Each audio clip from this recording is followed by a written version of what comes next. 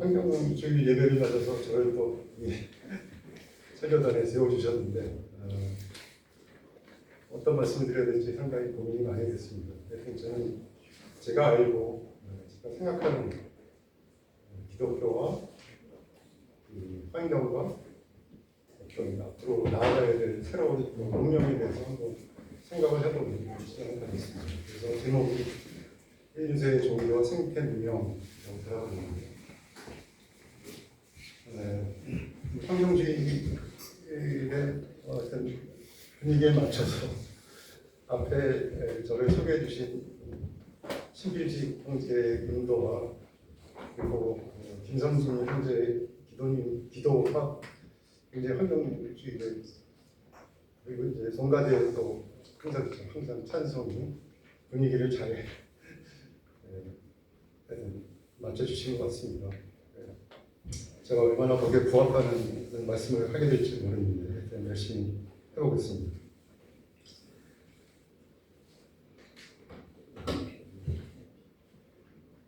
우선 인류의 종교와 생태文明을 생각을 해보려면 현재 우리가 닥쳐 있는 현실 가장 전 세계적으로, 전 인류적으로 중요한 문제가 이제 기후 변화죠. 기후가 변화하고 있다. 주로 이제 기온이 상승하고 있다는 것을 초점을 맞춰서 하는데 사실은 기후가 변하고 있다는 것은 기온이 상승하고 있다는 것뿐만이 아니라 기온이 극단화되고 있다는 거죠. 그래서 폭염과 폭우가 서로 겹치면서 오고 가는 그리고 이제 여름에 굉장히 덥고 겨울에 또 추워지는 그런 기후의 극단화도 얘기를 하는 것 같고요. 그것과 관련돼서 빙하가 녹고 대수면 상승이 일어나고 전 세계 여러 해안 도시들이 곧 2050년이면 부산과 뉴욕과 샌프란시스코 등등 해서 하여튼 불에 잠길 거라고 예측이 나오는데요. 좋아야겠죠. 그리고 그렇게 되지 않도록 2050년에 이렇게 되지 않도록 노력을 해야 될 텐데요. 하여튼 우리가 그런 현실 속에 살고 있습니다. 그게 기후변화라고 얘기했죠. 이제 현실인데요. 이미 우리의 부닥친 현실입니다. 미래에 올 일이 아니고. 그런데 과학자들은 그거를 이미 특히 이제 지질학자들이 지구의 어떤 시대를 여는 쪽에 기후를 비롯한 지구의 여러 생태계 변화가 일어나는 걸 가르쳐가지고 지구의 어떤 시대를 나눠왔습니다. 그래서 우리하고 가까운 시대가 이제 홀로세이고, 그다음 현재 우리가 이제 홀로세가 끝났고 20세기 중반쯤서부터는 우리가 새로운 지질학적 시대인 인류세로 접어들었다. 기후위기, 기후변화의 현실은 이제 인류세, 홀로세가 아니고 인류세 현실이라고 과학자들은 보고 있는데요.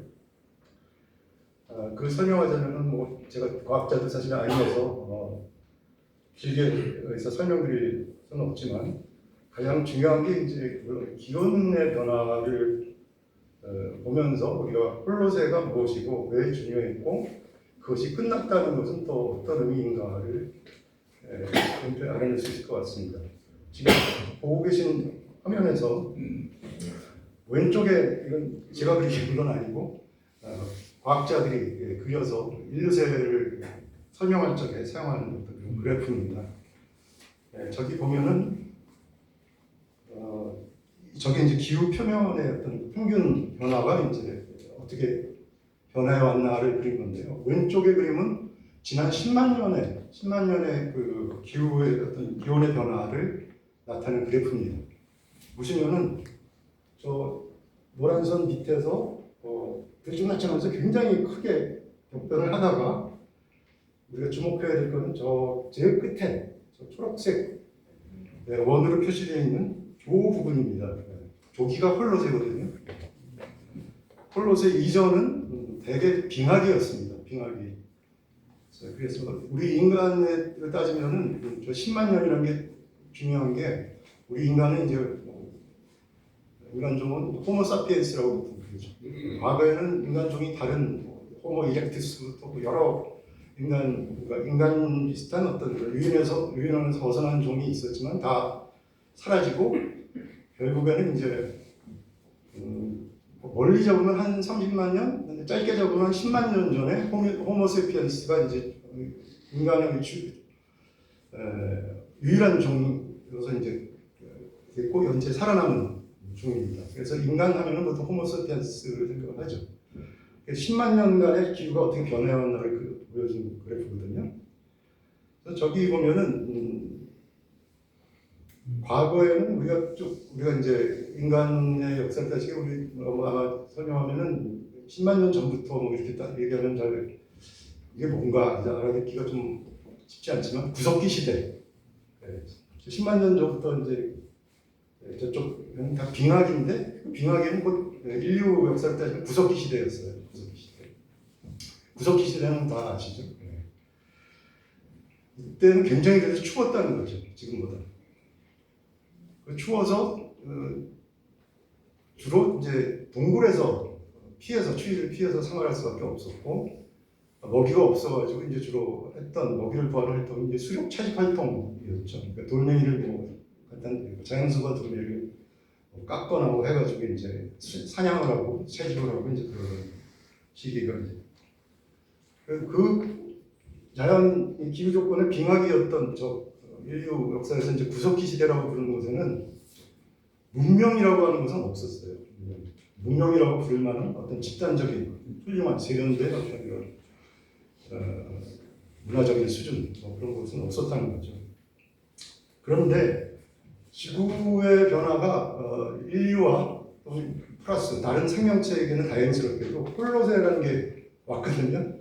저기 끝에 이제 저 초록색 원해 보이는 건데 저기가 지구 기온으로 보면은 평균 한 14도 정도 되는. 그래서 거기서 물론 이제 매년 이렇게 변화가 있긴 한데 변화가 크진 않아요. 변화가 플러스 1도 마이너스 1도 내에서 지구의 평균 기온이 14도로 쫙 유지되는 것이었거든요. 그리고 이제 저기에는 나타나진 않았습니다. 지구의 대기의 구성도 원래 지구가 탄생했을 때는 지구에 산소가 없었대요. 그래서 생명체가 살기가 정말 어려운 그런 조건이었는데 산소가 있어요. 우리 인간은 물론이지만 다른 생명체들도 산소를 꼭 해야 되거든요. 그러니까 산소를 만들어낸 것은 이제 이 바다에 있던 시아노박테리아라고 하는 남세균이라고 이름을 번역해요. 녹조라는 건 이제 시아노박테리아가 만드는 이제 독소이고요. 하여튼 그걸 만들어낸 박테리아, 세균이죠. 남세균. 이 광합성을 통해 가지고 광합성의 부산물로 그러니까 물을 분해해서 물에 있던 어떤 물이 H2O죠. 그래서 이제 거기에 산소를 부산물로 시아노박테리아는 필요가 없어서 외부로 배출을 하기 시작해서 그 산소가 이제 바닷속에 처음에 녹아들다가 너무나 이게 꽉 차니까 그다음에 이제 공기 중으로 떠오르기 시작해서 육지까지 산소가 쫙 퍼지게 된 거죠. 그래서 저 홀로세가 됐을 때는 지구의 산소 농도가 지금 현재 우리가 한 21%입니다. 나머지 한 75%는 이제 질소고 산소가 이제 생명체에겐 중요한데 21%를 일정하게 유지가 되는 거죠. 지구에 없던 산소가 이렇게 생명체에서 생겨난 거죠. 그래서 홀로세라는 것은 생명체들이 굉장히 살기가 가장 좋은 조건이 지구에 마련된 거예요. 굉장히 좋은 시절이었죠. 생명체가 그렇다는 것은 곧 인간에게도 가장 살기가 좋은 온화한 지질학자는 그 시기를 갖다 이제 간빙기라고 부르는데 긴 빙하기가 있다가 이제 잠깐 한 홀로세가 시작된 게 지금부터 한 12,000년 전이라고 하거든요. 저런 조건이 마련돼가지고 그때 비로소 이제 인간은 수렵 채집에서 벗어나서 온화하니까 밖으로 나와서 정착을 해가지고 뭘 했을까요? 농업을 시작을 했습니다. 농경을 시작해서 농업을 하니까 정착하니까 이제 사람 인구가 많아지고 하면서 자연스럽게 도시가 생겨나고 저희 문명이라고 하는 것이 이제 그때 생겨나기 시작한 거죠. 그래서 인류의 최초 문명이 뭐였을까? 저도 찾아봤는데 저 메소포타미아 문명이 태어난 메소포타미아 문명 직전에 수메르 문명이 가장 BC 6,000년 전인가 뭐 하여튼 이때 생겨난 문명이라고 합니다. 그때부터 이제 문자도 썼고 도시도 있고 뭐 국가라는 게 생겨요. 하여튼 네, 오늘날 우리가 문명이라고 부르는 것은 빙하기에는 없다가 홀로세라는 조건이 기후 조건이 마련되면서 비로소 그 온화한 기후 속에서 안정된 온화한 기후 속에서 인류가 살 수 있게 되었기 때문에 농업 문명부터 시작을 했다. 처음에는 신석기 시대라고 부르는 그 시대의 시작이었죠. 그래서 그 다음에 우리가 아는 쉽게 말하면 우리가 아는 인간의 모든 문명은 다 홀로세에 태어난 거예요. 홀로세에 시작됐어요. 그런데 그렇게 중요한 홀로세가 그리고 지구의 역사를 볼 때도 이렇게 굉장히 예외적인 좀처럼 마련될 것 같지 않은 그런 조건이 지금 사라졌다는 거죠. 홀로세가 끝났다. 그리고 그 다음에 인류세가 시작이 되었다. 자연과학자들이 자연과학적인 분석을 통해서 얘기를 합니다. 우선 기온의 변화서부터 살필 수가 있는데요. 저 오른쪽 그림이 바로 이제 그겁니다. 저기는 1850년, 그러니까 산업혁명이 한창 이제 전 세계적으로 퍼지기 시작한 때부터 지금까지 현재까지의 기온의 변화를 나타내는 거거든요. 저걸 보면 이산화탄소 산업혁명하면서 이제 이산화탄소를 배출을 하기 시작했는데, 왜냐하면 화석 연료에서 이제 이산화탄소가 그 무산물로 공기로 배출이 되니까요. 그래가지고 이제 기온이 올라가게 됐는데 1850년이면 이제 세계적으로 산업화가 이제 많이 이루어진, 영국에서 처음 출발을 했지만 18세기 말부터 출발했지만 1850년 19세기 중반이 되면 전 세계에 상당히 많은 나라들이 산업 문명으로 접어드는 거죠. 근데 완만히 이게 증가하다가 저게 한 1950년대쯤서부터 2000년 이후 우리는 뭐 1950년이면 6.25인데 6.25 그때쯤서부터 급격하게 올라가죠. 급격하게 기온이 올라가요. 그거는 곧 이산화탄소 배출이 급격하게 증가를 했다. 그래서 기온이 상승하게 되었다. 이게 바로 인류세입니다. 인류세를 나타내는 기온의 변화가 바로 이렇게. 그래서 이게 지금 언제 얼마만큼 저게 올라갈지 지금 모르기 때문에 과학자들이 매년 기후 정상회의라는 걸 통해서 기후 변화가 측정한 걸 발표를 하고 거기에 대한 대책을 유엔 기구를 통해서 이제 각 나라에다가 권고하는 이산화탄소 배출을 줄이고 이제 이런 것들 기후 변화 협약안에 들어가 있는 거죠. 지금 어느 정도로 기온 상승이 빠르냐면 딴 분이 그렇게 추정해서 저도 믿는 건데 과거 한 4도 상승을 할 적에 1만 년이 걸렸대요. 1만 년이. 기온이 4도 상승하는. 근데 지금 이 인류세에는 1도 상승하는데 100년이면 그 얘기는 뭐냐면 지금 25배 정도로 기온 상승의 속도가 빨라졌다는 거예요. 그만큼 우리는 이제 정신없이 빠르게 달리는 차 속에 이제 100km만 해도 고속도로 달리기 100km 달리면 그래도 고속도로니까 근데 그게 25배면은 20km 달리고 있는. 그래서 그렇게 비유를 우리나라의 기후학자가 하시더군요. 그만큼 우리는 지금 위험한 시대에 살고 있다. 자, 그러면 각 홀로세에서는 문명, 특히 기독교 관련한 문명이 어떻게 되었고 이것이 끝나면 어떻게 왜 끝나게 되었나? 그리고 이제 인류세에는 어떤 문명이 앞으로 이제 펼쳐질 것인가? 그거에 대해서 간단하게 말씀드리도록 하겠습니다. 홀로세 인간의 모든 문명이 이제 태어났다고 하는데 그것의 어떤 홀로세로 보면 좀 뒤에 지금 기독교 문명이라고 하면 대체로 한 우리 기원 후부터 시작됐다고 볼 수 있으니까 상당히 나중에 이제 지금도 한 2000년 전서 기독교 문명이 나타났다고 볼 수 있는데 기독교 하여튼 우리가 명심해야 될 거는 기독교도 어떻게 나타날 수 있었고 왜보다는 어떻게 나타날 수 있었고 어떻게 기독교 문명으로 꽃피울 수 있었던가 하는 걸 가만히 생각해보면 홀롯의 기후를 바탕으로 한 겁니다. 홀롯의 기후가 없었다면 나타나지도 않고 계속 유지될 수도 없었던 문명이 바로 기독교 문명인데요. 홀롯의 원활한 기후 조건으로 꼽힌 농업시대에 우선 기독교 문명 이전에 다양한 고대 문명들, 중동의 메소포타미아나 뭐 이런 문명들이, 페르시아 문명이나 이런 문명들이 있었고, 그 다음에 인도 문명, 중국 문명, 지중해, 그리스 로마 문명이죠. 지중해 문명, 그리고 이제 아메리카의 여러 뭐 마야 문명이나 아즈테크 문명들이 이제 번성을 했는데, 이걸 다 고대 문명이라고 부릅니다. 홀로 이 인류의 여러 문명들은 대부분 다 다신교를 믿었어요.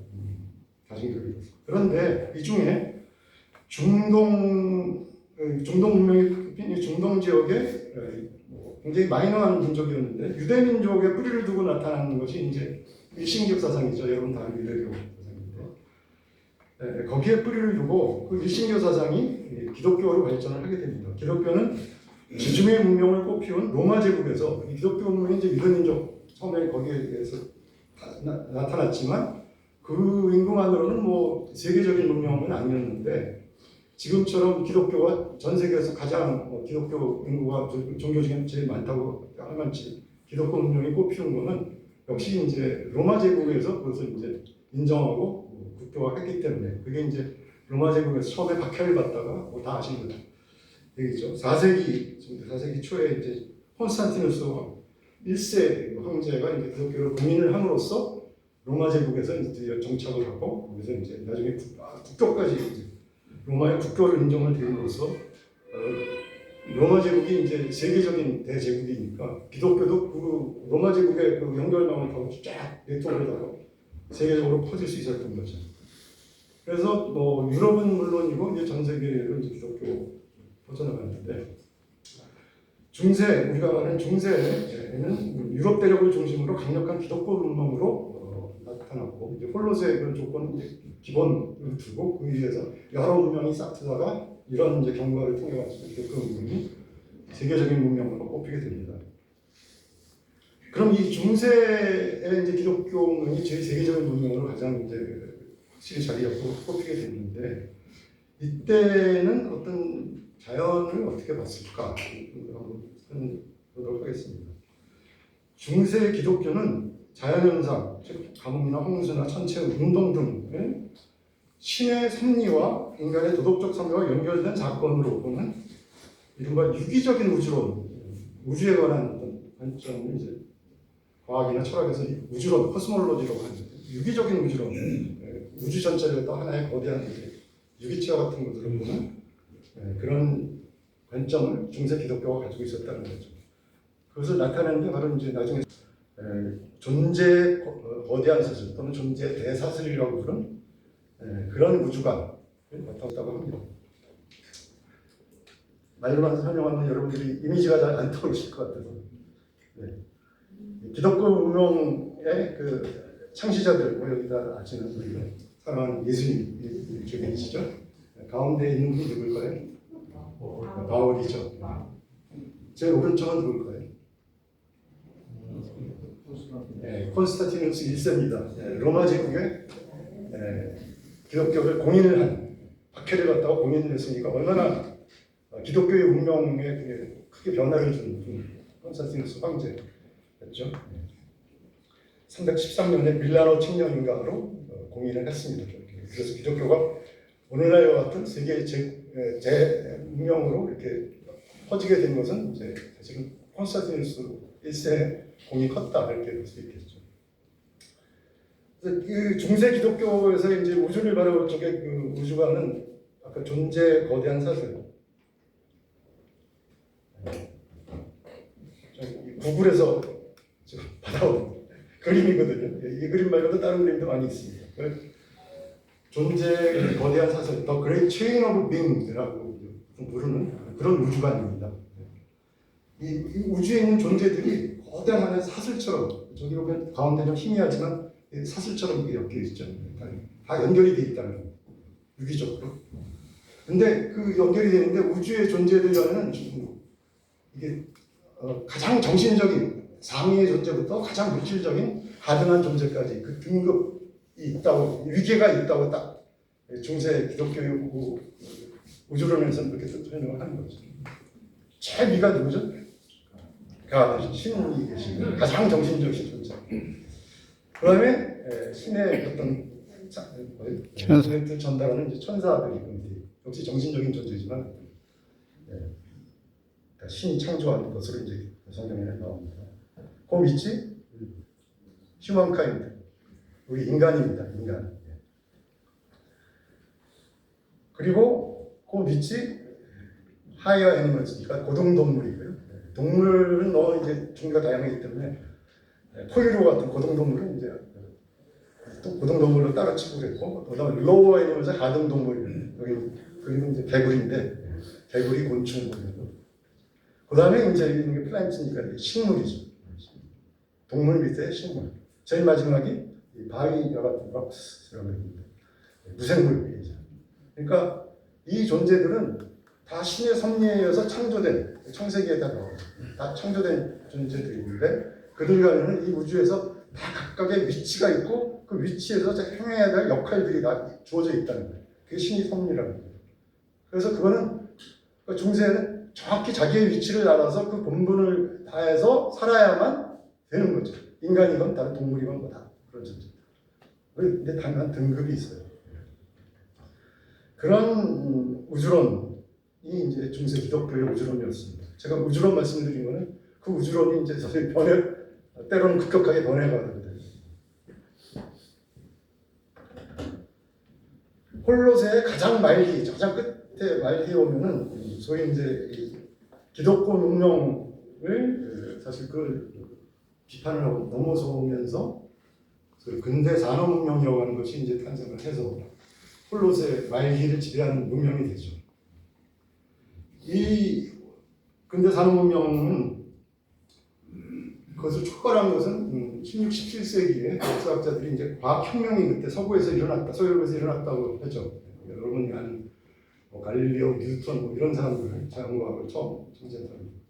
이거는 이제 16세기에 코페르니쿠스가 천동설에 대항해서 이제 그런 기동설을 주장을 하고 그 기동설을 망원경으로 이제 천체 관측을 통해 가지고 증명을 하고 거기에 이제 법칙들을 갖다 이제 수학적으로 개발한 사람이 갈릴레오인데요. 17세기의 갈릴레오는 이 우주를 관찰하면서 과거에는 그래서 중세 기독교의 우주 안에서는 이게 뭔가 하나님이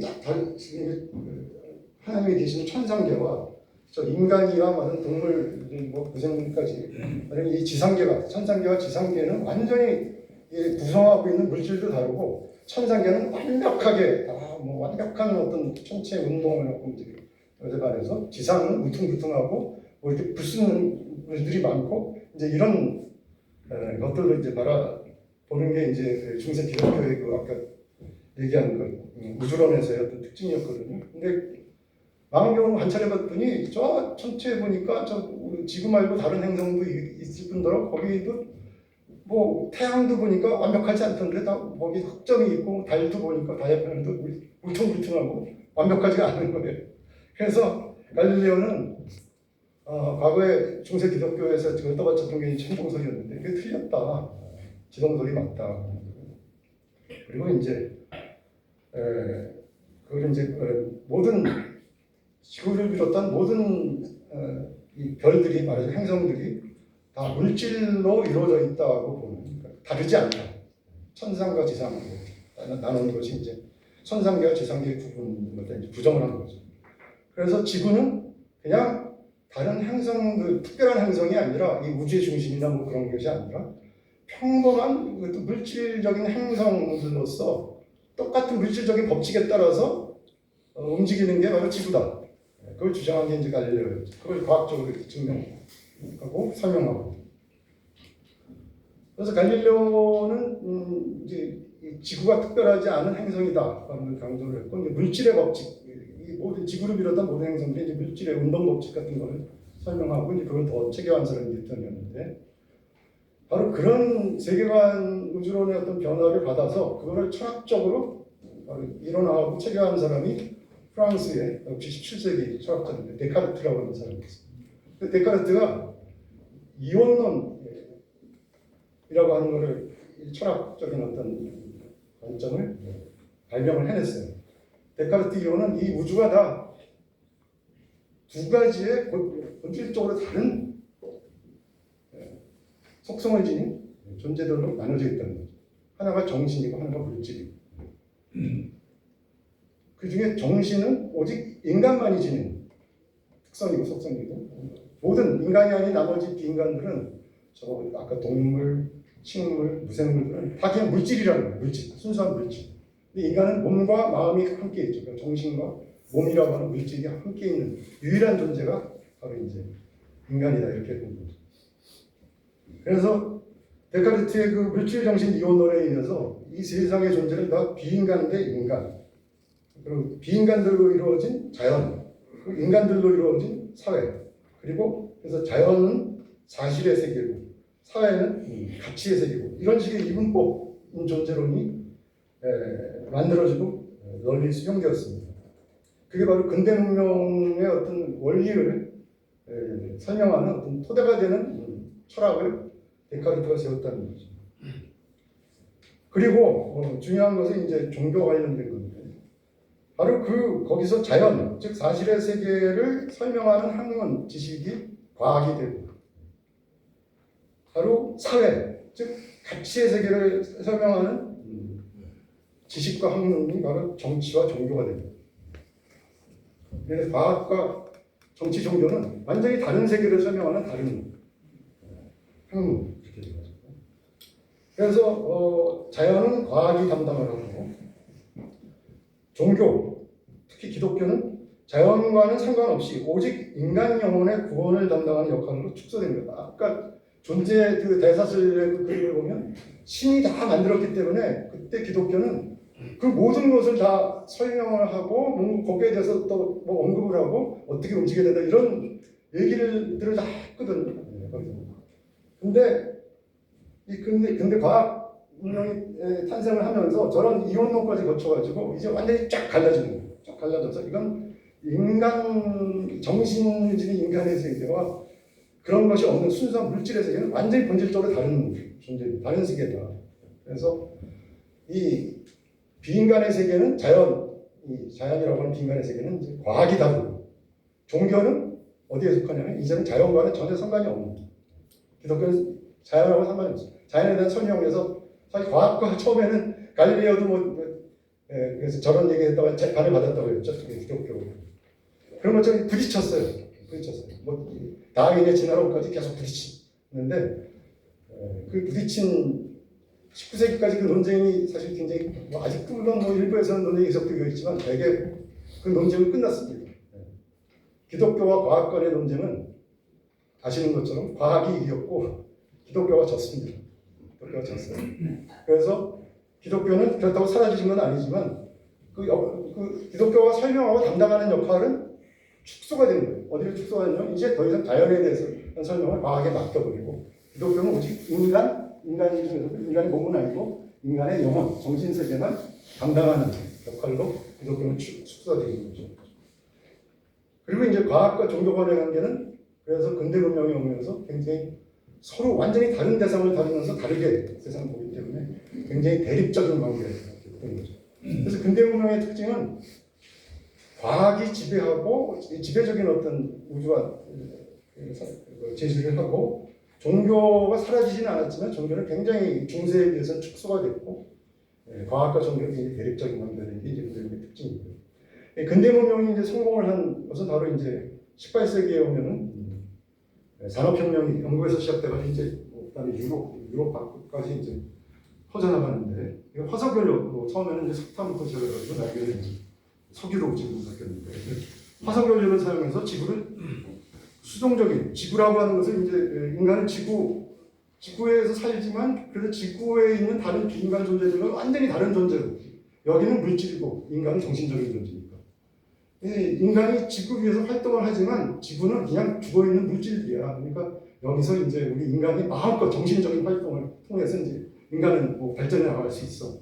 그런 식의 세계관을 가진 것이 이제 근대 문명이기 때문에 지구를 수동적인 물질로 얼마든지 착취하고 인간의 어떤 발전을 위해서 무한한 성장을 추구하는 라트루의 용어인데 경제화의 생산 시스템이 되도록 하게 됐습니다. 이게 근대 산업 문명의 어떤 핵심의 특징이 거기서의 과학과 종교 간의 어떤 관계의 변화 이렇게 이해할 수 있겠죠. 다시 또 이미지로 왼쪽에 계신 분이 지금 얘기한 근대 어떤 과학 혁명을 통해서 이제 완전히 중세 기독교의 그 우주관을 완전히 뒤엎어버리고 새로운 세계관을 지구가 우주의 중심이 아니라 태양의 중심. 나중에 태양도 우주의 일부일 뿐이라고 이제 점점 더 그 우주관이 발전해 나가는. 하여튼 갈릴레오고 오른쪽에 있는 분이 그거를 철학적으로 체계화한 이원론으로 체계화한 데카르트. 근대 문명이라고 하는 것은 탄생할 적에 이 두 분의 어떤 그런 핵심적인 생각에 의해서 딱 그것이 밑에 깔려 있어요. 항상 밑에 깔려 있어요. 우리가 인식을 하든 못하든. 그래서 오늘날처럼 이제 과학과 종교가 대립되는 것처럼 보이는 것은 바로 이제 이 두 분의 그런 혁명적인 사고의 전환에 의해서 그것이 근대 문명의 바탕이 되는 바람에 이제 그렇게 된 거죠. 그래서 그것은 곧 뭐냐면은 이렇게 된 거예요. 바로 아까 똑같은 그림인데요. 저기서 보면은 이원론은 뭐냐면은 저기서 이제 정신이라고 하면은 인간은 정신과 물질 다 가진 존재죠. 영혼과 육체.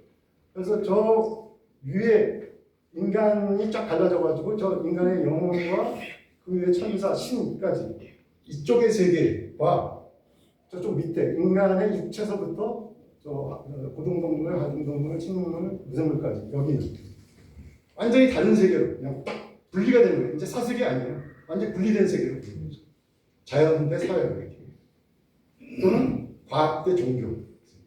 그래서 저 밑에 있는 물질이라고 할 때는 이 세계는 과학이 담당을 하고 있죠. 저 인간의 영혼서부터 저 위에 신의 세계는 보기만 종교가 담당을 하는 이런 식으로 이제 완전히 뭐 좋게 생각하면 서로 분업을 한 거고 하여튼 분리가 됐습니다.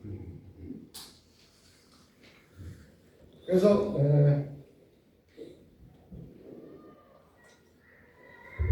이런 근대 문명에 의하면 이제 완전히 여기서 이제 인간만이 또 인간하고 다른 비인간하고는 다르죠. 또 인간은 또 정신적인 존재로 봤기 때문에 뭔가 우월하고 다른 존재와는 다르다.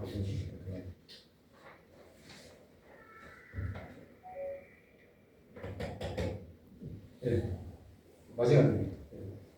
자, 거기서 이제 이런 속에서 이런 근대 문명이 바로 이제 오늘날의 기후위기를 초래한 이제 주범이라고 제가 지금 강의를 하고 있는 나트루와 많은 학자들이 얘기를 하는데요. 인류세가 한 길게 잡으면은 산업혁명부터 짧게 잡으면 아까 기온이 급속하게 올라간 1950년대부터 인류세가 이제 시작이 됐다고 하는데요.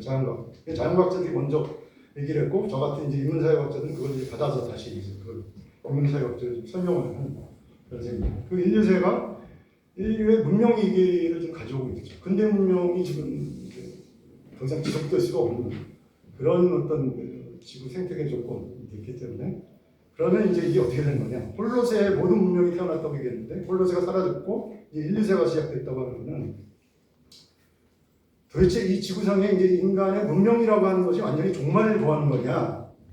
그래서 완전히 바바리즘으로 다시 야만 상태로 다시 빠지는 거냐? 아니면 이제 라트루와 많은 사람들이 얘기하는 거는 그러지 않는 길이 있다, 가능성이 있다. 그게 뭐냐면 생태 문명의 길이다. 여전히 문명화인데 근대 문명하고는 다른, 과거의 기독교 문명하고도 좀 다르지만 근대 문명하고는 다른 사람이 있다. 즉 경제화라고 하는 것은 경제가 이제 지배적으로 무한 성장을 추구하는 성장에 필수적으로 수반되는 기후 변화와 환경 오염을 근대 문명에서 뭐라고 취급하냐면 이건 외부 효과라고 취급해요. 경제학하는 수준은 잘하는 개념입니다. 그러면 다 경제 시스템 안에 들어와 있는 건 자본, 노동 뭐 이런 변수들인데 이것이 아닌 나머지 환경 오염이나 뭐 기후 변화 이런 것들은 경제적인 처음에 변수로 취급되지 않을지 아직도 아마 경제학에서 그렇게 알고 있습니다. 외부 효과라고 이제 외부 시스템 밖으로 취급하는 거죠. 그래서 처음에는 무시할 정도였을지 몰라요. 20세기 초반까지만 해도. 근데 20세기 말로 접어들면서 이른바 외부 효과라고 하는 것에 그것이 누적돼가지고 이제는 글로벌한 전 세계 지구의 어떤 기후나 이런 걸 변화시킬 만치 크게 기후위기 대두가 되게 됐다. 그래서 이제 인류세가 시작된 거예요. 다행히 그래서 근대 문명이 이제 화석 연료를 사용하는 탄소 문명이기 때문에 이제 기후 변화가 일어난 건데 한 인류세에 접어들어가지고 저는 그래도 두 가지의 중요한 자각이 인류에서 일어났다고 생각합니다. 하나가 이제 70년대 처음 생겼던 가이아 가설이고 2000년에 자연과학자들이 먼저 인류세에 대응했고 가이아 가설은 지구를 그 전에 근대 문명에서는 이제 죽어있는 물질로 취급을 했는데 가이아 가설은 그게 아니에요. 지구는 살아있는 생명체처럼 여러 인간, 비인간 존재, 다양한 인간 존재들이 서로 연결해서 함께 공존하면서 네트워크를 이루면서 하는 어떤 살아있는 행위를 할 수 있는 존재라고 설명을 한 게, 그러니까 지구에 대한 관점을 완전히 바꿔준 게 가이아 가설이었습니다. 그걸 처음 제시한 사람은 이제 영국의 제임스 러블록이라고 하는 학자였거든요. 그리고 2000년에 와서는 또 다른 과학자들이 이제 인류세 개념을 좀 제시를 한 거죠. 그래서 지금은 홀로세가 더 이상 아니고, 그래서 인간이 지구는 무한정한 물질이라고 해서 그거를 마음껏 착취할 수 있는 시대가 아니라 이제 지구의 기후를 비롯한 지구의 생태계가 완전히 파괴됐고 변해버렸다. 그러니까 인간의 활동이 지금은 지진이나 화산처럼 완전히 지구의 지질학적 특성을 바꿔놓을 수 있는 그런 식으로 엄청난 규모로 지구를 변화시킨, 그러니까 인간이 이제는 지진이나 화산 같은 어떤 지질학적 행위자가 되었다고 보는 개념이 인류세 개념이거든요. 그래서 이 가이아 가설과 인류세 개념이 나와가지고 기존의 근대 문명의 우주관을 완전히 바꿔놨다고 볼 수 있겠습니다. 그래서 지금의 인류세를 라투 같은 사람은 이건 가이아의 침입이라고 이름을 붙여요. 그래서 홀로세 기후 조건이 이제 사라졌고 이제 그 전까지는 근대 문명에서 이게 잠자코 정말 죽어있는 물질로 취급되는 만큼 원하는 기후 조건을 비롯한 생태계 안정을 이루던 그런 것이 이제는 가이아의 침입이라고 부르는 이유는 이 가이아가 살아있는 존재이기 때문에 인간의 그런 활동 작용에 대해서 반작용을 시작했다는 거죠. 어떤 사람은 이제 가이아의 복수라고 부르기도 하고 가이아의 반격, 역습이라고 부르기도 하고 그래서 이게 이제 인간이 일방적으로 죽어있는 지구에 이렇게 이런 식으로 작용을 하는 줄 알기에는 죽어있는 줄 알았던 이 지구가 사실 가이아였어. 가이아는 살아있는 존재, 자기조절 능력인 살아있는. 그래서 인간의 활동에 대해서 이제 이거를 막 파괴하고 억제하고 이제 그런 역할을 합니다. 그게 가이아의 침입입니다. 그래서 라투르는 보통 일반적으로 생각하는 것, 이 기후 변화나 이런 것을 그냥 인간이 자연을 파괴한 것을 보는 게 아니라 가이아가 침입을 해서 우리에게 가뭄이나 홍수나 이런 배양의 어떤 대수면의 상승 같은 것들은 다 가이아의 역습에 의한 것으로 설명하고 있습니다. 그러면 그때 이제 인류세에는 문명은 한편으로는 모든 문명이 지금 사라지고 다시 야만 상태로 빠진 종말의 위기다. 종말을 준비하자. 이런 사람들도 있어요. 그런데 과연 그렇게 공멸하는 인간이 물론 저주도 죄가 많지만 인간과 비인간이 다 하게 되는 그 공멸의 야만이라는 것이 이제 불가피한가? 여기에 대해서 이제 의문을 가지면서 몇몇 학자들은 이제 생태 문명이라고 하는 것은 하나의 문명적인 대안으로 주장을 합니다. 그래서 이 생태 문명이라고 하는 것은 기존의 근대 문명을 벗어나서 가이아의 인간과 비인간들이 다시 유기적으로 연결되는 유기적으로 연결된다는 측면에서는 과거에 중세 기독교 문명과 상당히 공통점이 있어요. 유기적으로 연결되어 있다. 인간, 비인간. 그런데 이 생태 문명은 차이가 있다면 기독교의 문명처럼 이렇게 딱 신에서부터 이렇게 등급이 딱딱딱 무생물까지 이게 있다고 생각하지 않고 라투 같은 경우는 이게 다 평평하다. 같은 평면 위에서 인간도 있고 비인간도 있고 그래서 그 관계를 맺고 있는 게 바로 가이아다. 이렇게 그 네트워크 가이아다. 이렇게 보는 차이점이 있습니다. 그래서 이 생태 문명을 우리가 건설할 수 있는 그런 가능성이 있다고 이제 일종의 희망의 메시지를 인류세에 대한 희망의 메시지를 전달하고 있는데 다만 그렇게 되기 위해서는 지금의 과학과 종교가 모두 근본적인 변화가 필요하다고 얘기를 하고 있습니다. 왼쪽이 가이아 가설을 좀 주장한 70년대 주장한 러블록이라고 하는 분입니다. 가운데가 제가 계속 강조하는 라트라고 하는 학자고요. 제 오른쪽은 아마 처음 들으셨을 텐데 지난번에 제가 얘기했던 그 라트루가 자기 사상적인 스승 같이 생각한 사람이 이제 화이트헤드인데 그 화이트헤드 사상은 이제 과정 신학으로 발전시킨 미국에서 발전시킨 사람이 존 비 캅이라고 하는 학자거든요. 이분이 생태 문명이라고 하는 개념과 생태 문명을 위한 운동을 이분이 시작을 했어요. 마지막에 있는 존 비 캅이라고 하는 분이. 그래서 2015년에 생태 문명 연구소를 미국 클레어몬트 대학에 만들고 그걸 또 중국으로 생태 문명 운동을 수출을 합니다. 그래서 중국의 헌법에는 지금 생태 문명이라는 말이 들어가 있고 중국이 이렇게 실천하지는 못하고 있지만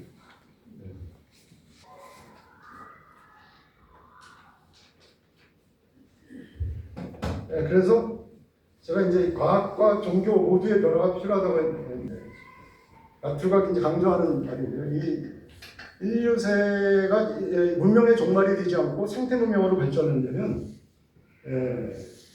문명의 모든 부분들이 과학과 종교를 포함한 모든 부분들이 지구로 내려와야 된다는 거죠. 그때까지는 지구에 아니고 전부 우주를 향해서 간다든지 아니면 저 초월적인 세계를 지향한다든지 이렇게 됐다는 거죠. 그래서 기후위기로부터 지구를 구하고 돌보는 일, 이게 이제 가장 지금 필요하고 여기에 딱 모든 존재들과 모든 제도들이 힘을 합쳐야 된다고 보는 거예요. 그래서 기독교는 드디어 이때 이제 지구를 구하고 돌보는 일, 지구로 내려오는 초월적인 세계를 향해 아니라 이 지상의 세계가 지금 다 파괴되고 말하자면 홀로세가 사라졌다는 그런 건데 과학과 300년 만에 과학이 등장하면서 기독교는 이제 서로 이제 대립적인 관계를 서로 그렇고 300년 만에 과학과 기독교가 화해하고 협력할 수 있는 기회를 맞게 됐다고 그런 얘기를 얼마나 좋은 기회냐.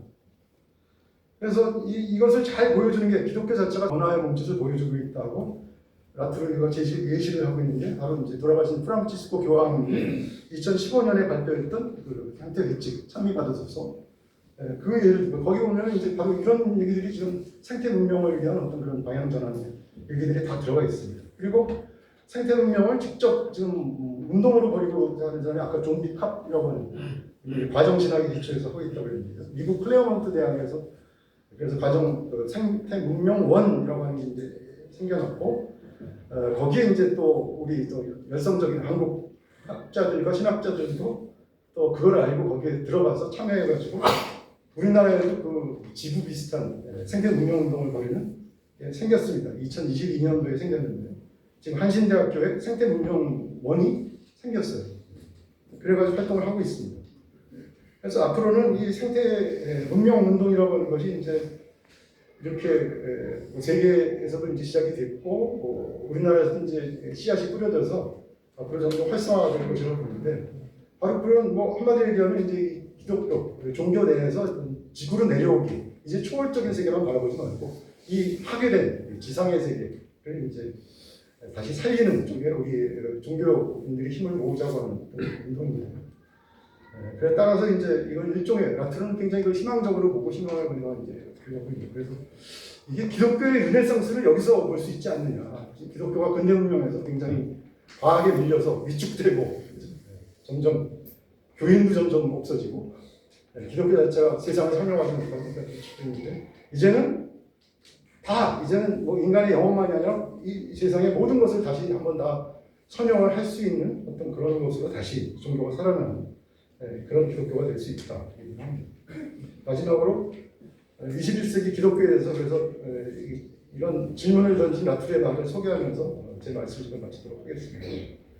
우리가 지구를 잃는다면 과연 우리의 영혼을 구원하는 것이 무슨 소용이 있을까요? 왜냐하면 지구라는 것은 우리 인간 삶의 터전이고 물질적인 기반인데 이게 다 파괴되고 사라지면 우리 영혼을 구원한다?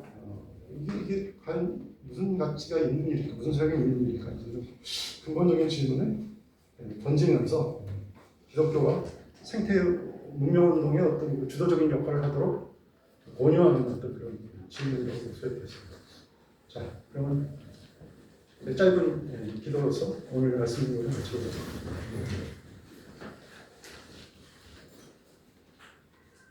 하나님,